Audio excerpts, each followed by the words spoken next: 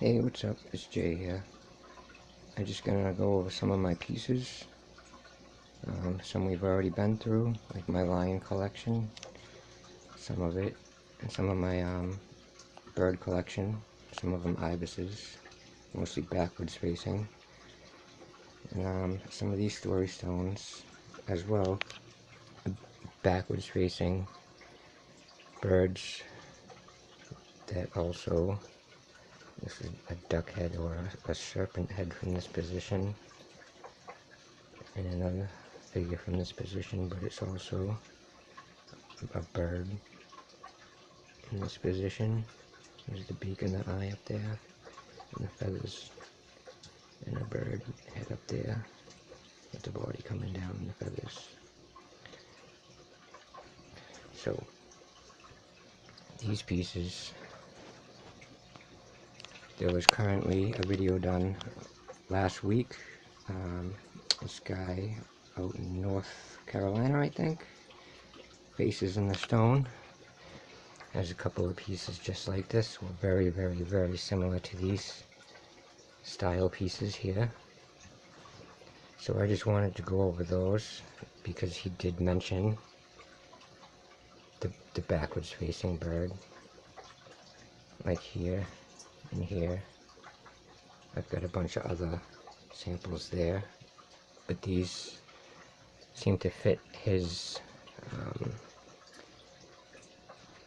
collection a little better. When you tip it like this, it makes a woman's face with the eye, the flower in the hair, and the black hair coming down the back. Now all this mica could have been fully mic'd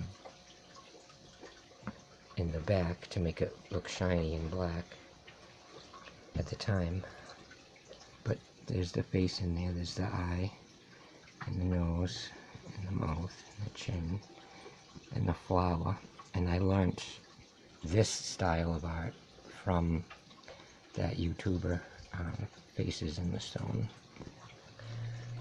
Even though I've had this rock knowingly it was a backward facing bird and a snake head effigy as well.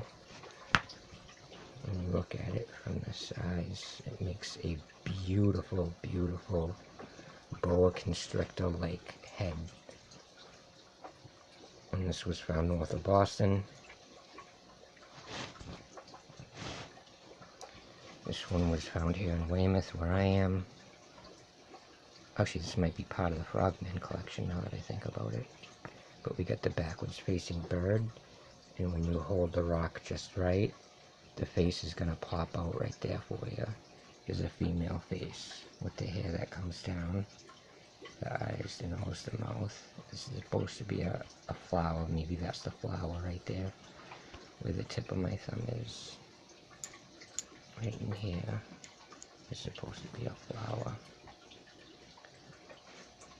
And this one also makes a serpent head, or a lizard head, if you can see that.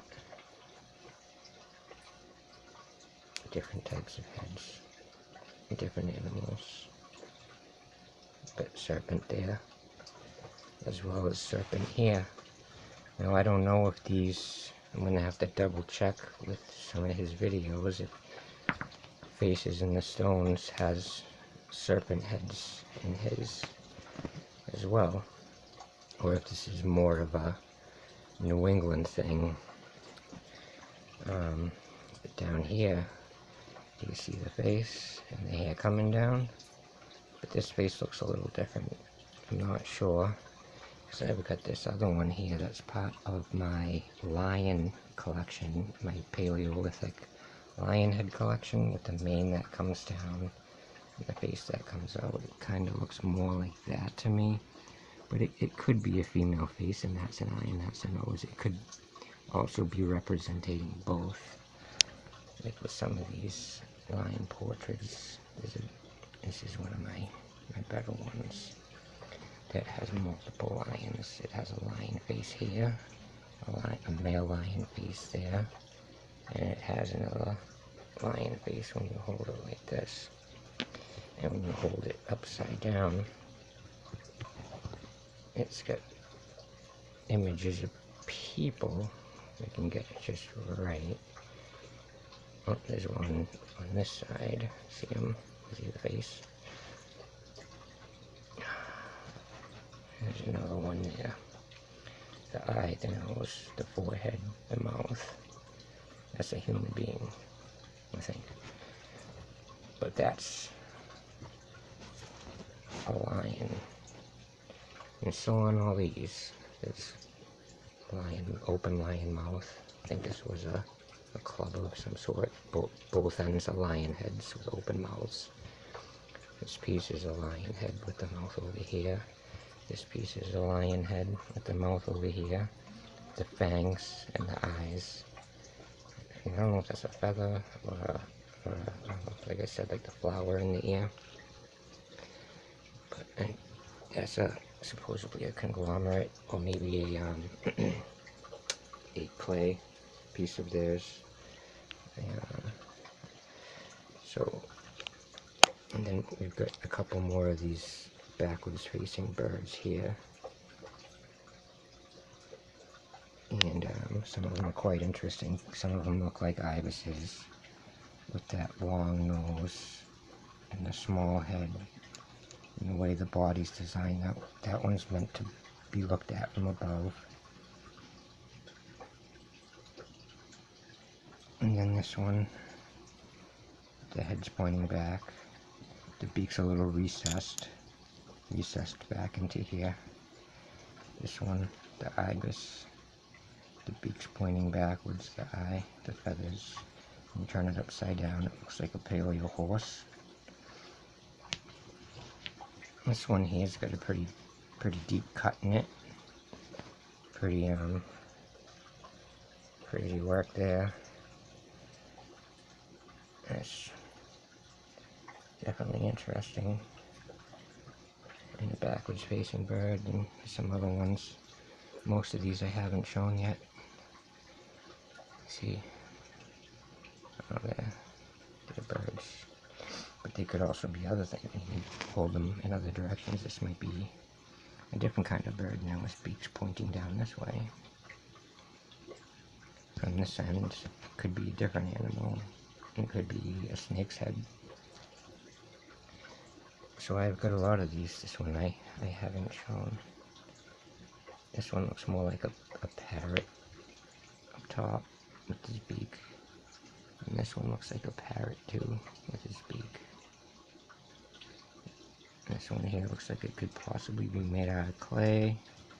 And it's got a long beak, small head with a little bit of a mane coming down. So that could be either like an ibis head or it could be a mammoth. So I just really wanted to mostly hit on these type of stones here and the different figures they make. They also make other figures when they hold them different ways. And then it's sharp at the end. It's got like a mica book that's forming in the feldspar. This is a piece of feldspar, by the way. And you can see the mica right there forming.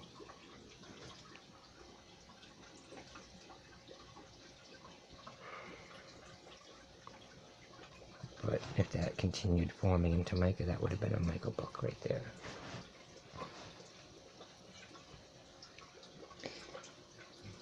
So, thanks for watching that. I hope you enjoyed seeing some of those images.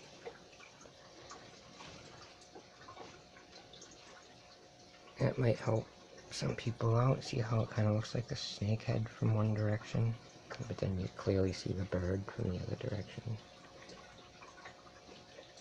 This could also be a woman's face when you hold it like this. And then an ibis, like that.